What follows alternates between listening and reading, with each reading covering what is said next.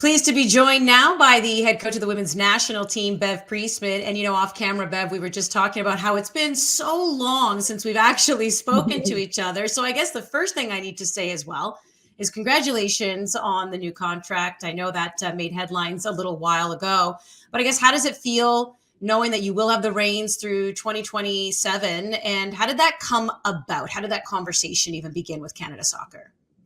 Yeah, I mean, on paper, I had the reins till 2027 and beyond. I think, I wasn't on a fixed term contract, but I think in my previous contract, there was a clause of, April, we'd sit down and sort of look beyond as to where things are heading.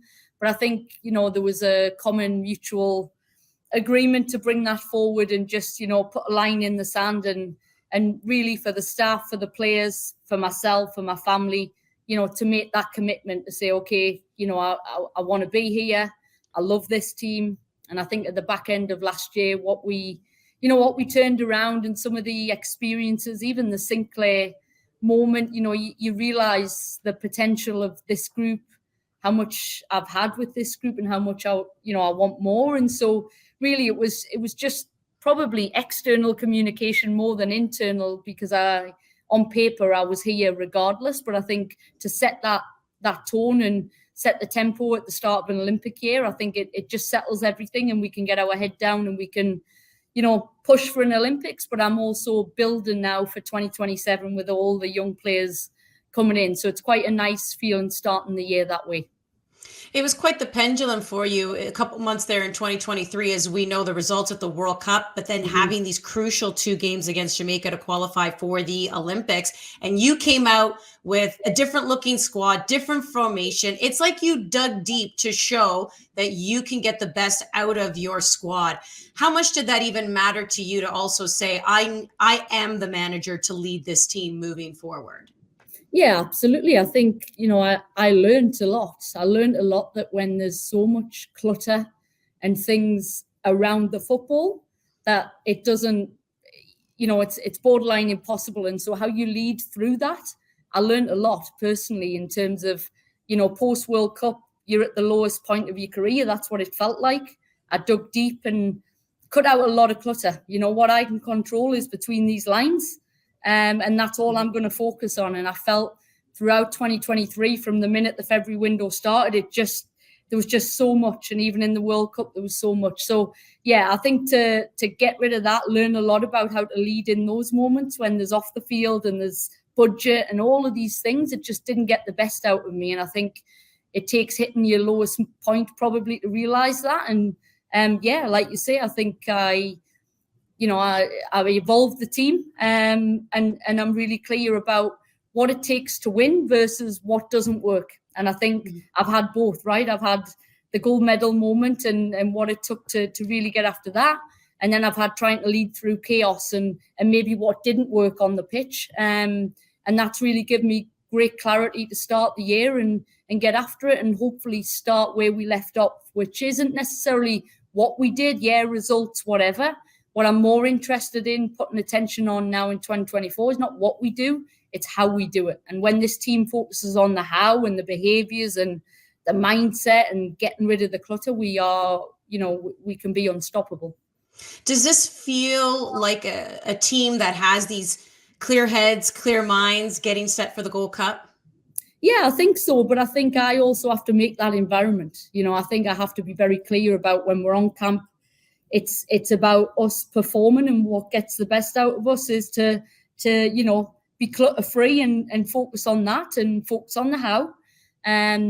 But yeah, I mean, there is a reality of ongoing negotiations, I'm sure, and everything. But when we're on camp, and we're here to perform, and that takes leadership, and that that's what I put attention on. Is I will have football conversations when we're on camp and life and everything that goes with it as part of leadership, but. Yeah, absolutely. We know where we need to be and we know what gets the best out of us and we know what doesn't. Speaking of camp, this is the first in 20-something years, no Christine Sinclair in camp. Yes. How does it feel? Does it feel, obviously it's got to feel different, but maybe in what ways? Yeah, it's interesting because obviously we only have half of the squad in, so it's a lighter group anyway. And so I don't think that's been felt yet because half of the squad in Europe haven't arrived yet.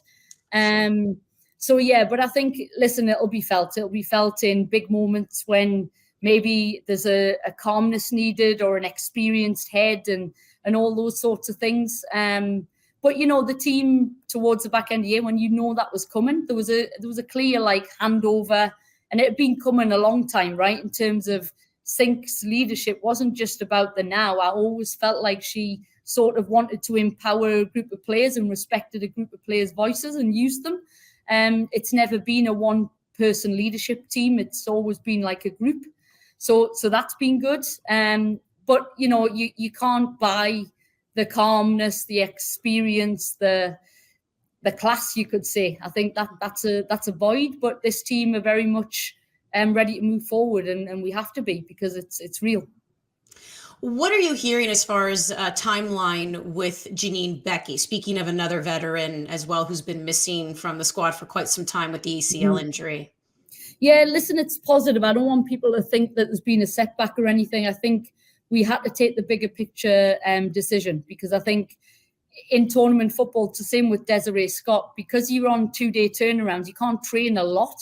And to get her fit and ready to start the season and accumulate games, tournament setting's not the place to do that, because she can't accumulate that level of you could stretch really in terms of getting that fit. So I hope to see her ready for the start of the NWSL season. I think that's everyone's ideal plan, but knowing that it never quite goes to plan. But just I felt for the bigger picture, I could have arguably brought her in. She could have integrated, but I think we need a fit. We need some confidence, ready to go for the She Believes, a bit like Desiree Scott.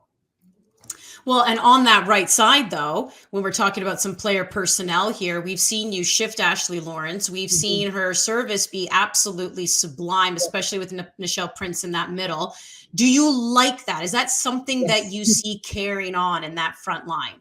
Yes. Yeah. I think the Ashley on the right has been a bit of a game changer. And, you compensate based on what people can do. But I think, Ash's quality is Ash's quality. She can deliver a ball like no other. And so, yeah, I think that right-hand side, it's come up big. The outcomes, you can't lie with the stats, really, that show you that that's what it's done. So absolutely, I think it's going to take, people really stepping forward to make that change. Yeah, I've been really, really impressed with it. Is there an ideal formation that you like to see your team play? I mean, do you adapt based on your opponent, or is this formation where you're like, I do like a 3-5-2 or a 4-4-2? Like, what is it that you do like to see your team play? Yeah, I think what you've seen from us, and without giving too much away, is like out of possession, when we don't have the ball, we can be adaptable, right? In that last 6 games, we defended 4-4-2, we've defended with a back 5, we've I think that's where you really tweak maybe to what your opposition threats are. And with the ball, we're still evolving it in this shape. But what we do know, based on the personnel we've got, based on injuries and all those sorts of things, who's readily available, we can be a back 4, we can be a back 3. But I would be lying if I said I really like the 3. I really like the personnel it gets us on the pitch. So it's not like nobody's ever going to see that again based on how we ended off. That's for sure. When it comes to that number 9 position, just going back to Christine St. Clair, we just always knew that was going to be her, at least when she was in her prime. Do we have someone who you feel like that's going to be our person all the time? No, I think, I look at the current squad we brought in, there's a lot of flexibility in that front line. There's a lot of forwards, and trying to narrow that down is going to be borderline impossible. But I do think there's some tendencies that I would like to see in that 9 in the current shape that you've seen. I think it has to be a 9 that can run in behind based on what our wingers' profiles need to be in that shape. So, yeah, I think Nichelle has obviously done unbelievable in that space. You can play, Adrienne Leon, Jordan Heitemer, Clarissa Larissy, like the list goes on. But I also think they can play multiple positions. They can play the wide, they can play the 9. And to be honest, what I've said to the players is 18-player roster for the Olympic Games. You're going to have to, the more versatile you can be, the more chance you've got of being in that roster. And that 18 just feels borderline impossible right now. And that's a good problem to have. Yeah. And it makes it a tough year for players to really put their best foot forward for that selection. We know that one of your big players there in that midfield, Jessie Fleming, has made this massive move that made headlines to the NWSL, playing in Portland, leaving Chelsea, where, she really made her mark there. We know she's leaving with trophies, but we also know, as seems to be the story with Canadians over in Europe, sometimes you really have to fight for that playing time. How do you think this is going to benefit her now being in the NWSL? Yeah, I think, the positive thing of Chelsea that we've seen with Jessie, I think she got to train every day in a really professional environment. You look at Chelsea, the staff, the volume of staff, the technical players that you've got there, that made Jessie a better player. But I think the reality, the consistency in both position and in minutes, I think wasn't there and she really stuck with it. I think a lot of players can very quickly, I'm not getting the minutes I want and I'm out of here. That tells you what Jessie's like as an individual. But I think for her now, it's about consistency and maybe being relied upon more. I think that really suits Jessie to be in a team where, a bit like she is for Canada, like she's the heartbeat of the team. And so to get that consistency to really own a shirt and feel that, I think that's going to be really good for her. And she's over the moon. She gets to play Sinks last year. She gets to play with Sink, and then obviously Janine and her are very good mates. But with Jessie, it'll always come about the football first. And I think, Portland, I think she can have a massive, massive impact on that team. Canadian fans are excited to see this team take to the pitch for the Gold Cup. Where have you seen the women's game grow? That yet again, another competition's being entered, other invitationals which have been created in the women's game, we're seeing them kind of get pushed aside because these competitive ones are now entering, which is exactly what we've wanted to see. Just how have you seen this game grow? Yeah, I think twofold really, that like having meaningful competition, it's everything. This for us, this competition as staff, as players, it mirrors an Olympic Games, borderline, right? Number of day turnarounds, travel, level of competition, variation in styles, like it ticks a lot of boxes. And then to have silverware, to go and try and get a trophy, I think that adds another layer. That's exciting as a player, as a coach. That's what you want to be.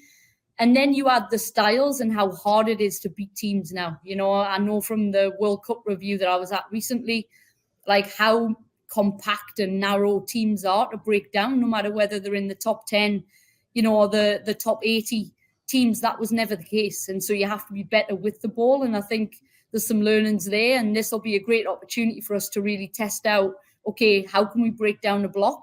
And then how can we go and beat a press of Brazil, in the next game? I think that's what we need exposure to before the Olympic Games. So I think it's a great tournament, a great way to start an Olympic year, and a great way to see 23 players put their best foot forward. Other than the usual suspects, which would be Canada and the United States, what other country do you think pose a challenge in this Gold Cup? I think Brazil. I do. I think, watching them, they've got unbelievable athleticism and physicality. You would have seen the Canada games, like their press is hard to live with. I think I felt, although they didn't do necessarily unbelievable at the World Cup, before the World Cup, that was a secret contender in my head, what they should be able to do on paper. I think it's a totally different makeup of Brazil, where their athleticism is really hard to live with in terms of like physicality. So I think they're up there. And we don't know a whole lot about Mexico, because they didn't get there. They've got a new coach, and watching them and scouting them, I think they've evolved and they'll be a good contender. So I think there's a few different ways, but I also think the format of the Gold Cup, which I've never heard of, is the whole 1 play 8, 2 play 7, rather than the top 2 groups. Like that throws the cat amongst the pigeons in terms of that's maybe a British term, actually. I like it though. It makes it impossible to really predict who you're going to face, and that brings its own challenges. So yeah, I'm going to say Brazil, US, Mexico, Canada, and then you've got your Colombia. It's going to be exciting. Is there a player that you see as someone who can make headlines? Is there someone out there that you're even watching a little bit? Yeah, I mean, in every team, we've sort of like got key player videos and things. I think what you get generally with Concacaf South American, probably lower ranked teams, you'll get like, a one player that is a real standout. But I think what you see now with the likes of the US and Brazil, it's across the board. And I think I don't want to necessarily single out an opposition player, but I think definitely every team's got one or two key players that can change a game if you let them. And that'll be our job to make sure that doesn't happen. I know obviously you look at every team as being a threat, but we know that a Canada-USA showdown is still one of the best. And between Gold Cup, between She Believes Cup, and the Olympics, I mean, there's a chance you could face them 3 times. How do you best set up this team to beat their arch rival, their arch nemesis? Yeah, I think what we did when we did beat them was we very much focused on what we have to do, and we focused on us. And I think watching and scouting the US coming into this, there's very much an Emma Hayes thread in there. It's already changed formation. You know, there's some, what we face in the Gold Cup, for me, maybe personnel changing a little bit, probably tactically looks the same as what we will get in the Olympics. And obviously it'll evolve and it'll grow and it'll get better when she's on the ground, but it's already there. And I think that is a great opportunity for us to experience a team. It could be once, twice, you know, maybe 3. We hope for 3. A Canada-US Olympics would be good, but I think it's always a great game. But they're a top team. You know, I don't think we can. They've been through a little bit of transition and maybe a disappointing World Cup, but the US on the day, if their mindset's right, they're a top team. Before I let you go, I just have one more question, and that is, what excites you the most about your team heading into this year, knowing that it's going to be really busy? I think I've seen that look in their eyes is what I've seen in the year of the Olympic Games. There's a hunger, desire, bold, brave feeling about the team. And I think that's there, and that's often off the back. If we look at this team, we've World Cup disappointment, Olympics, we seem to bounce back. I'm really hoping for the same, because I think sometimes it takes a setback, and maybe we needed that setback to push on. I'm excited by the talent in the room, and that's not age or caps. We've got a young Jade Rose, like 18, 19-year-olds who are stepping up on the world stage, and that to me really excites me, because what I'm seeing isn't where they're going to end up, and that is, I'm excited to see where they can get to. Always great catching up with you, Bev. Best of luck as you prepare for the Gold Cup. Can't wait. Thank you. Thanks so much.